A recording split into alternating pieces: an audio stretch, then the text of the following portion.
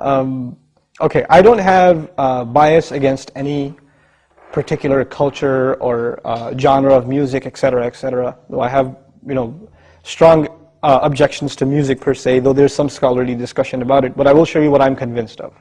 I think nowadays music is probably one of the easiest means to lose your moral sense. Music is audio pornography today. That's what it is. It's explicit, it's shameless, it's vulgar, it takes your sense of humanity away from you, it makes you look at women as objects, worse than animals. And these people are talking about women like they're talking about, an animal, really.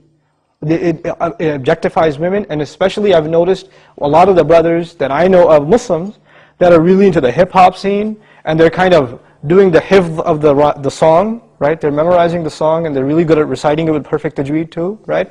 And so they do that, and it's just horrible language, horrible, horrific language. The only simple response I have to that, if you have any regard for the Book of Allah, that you really think it's from Allah, بِئْسَ الْإِسْمُ الْفُسُوقُ بَعْدَ الْإِيمَانِ. Even the name, the mention, the word for something bad is terrible once you have faith. Even the mention of something terrible is horrible for you, it's harmful for you after you have faith. You have to have a clean tongue. You have to say what قُلْ لِعِبَادِي يَقُولْ الَّتِي هِيَ أَحْسَنُ. Tell my slaves to say that which is the best. Say what is the best. Say good things from your mouth.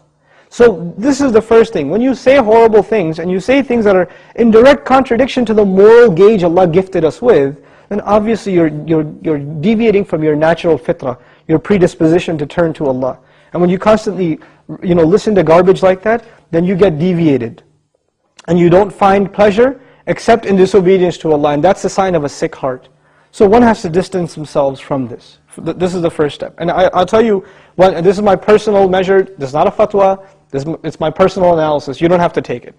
But if a person finds listening to the Qur'an annoying, after they've been listening to hip-hop and this and that for a long time, and as soon as somebody puts the Qur'an on in the car, you know what they say? Oh man, turn that off, man. I don't want to, I just want to talk. And they immediately, they get a little annoyed when they hear the Qur'an. That actually means the shayateen have taken over. And they're constantly making waswas out of this person. Because what do the shayateen hate the most? They hate the Qur'an. They hate the word of Allah. They flee, it hurts them. So you know what they do? Because this person has let the shayateen, the devils, into his heart, they start pinching at his heart when he hears Qur'an, and he says, I don't want to hear this. Right? It's like surgery, it's like pulling a tooth for this person. This happens. When you try to give this person a reminder from Allah's word, they get annoyed by it, like agitated, like an allergic reaction. Why? Because they've let the shayateen in. To let them out, the first thing you got to do is stop supplying them with fuel. This is fuel. This useless wasting of time, this is fuel for shaitan. They love that you waste your time. They love it. Because the one asset, the one piece of wealth Allah gave every human being is time.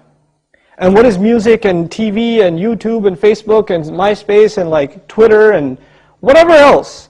If you're spending hours and hours and hours on this stuff, what is it except destroying your time? It's taking that one asset away from you. Shaitan would love nothing more. May Allah subhanahu wa ta'ala give you the strength to get away from these temptations.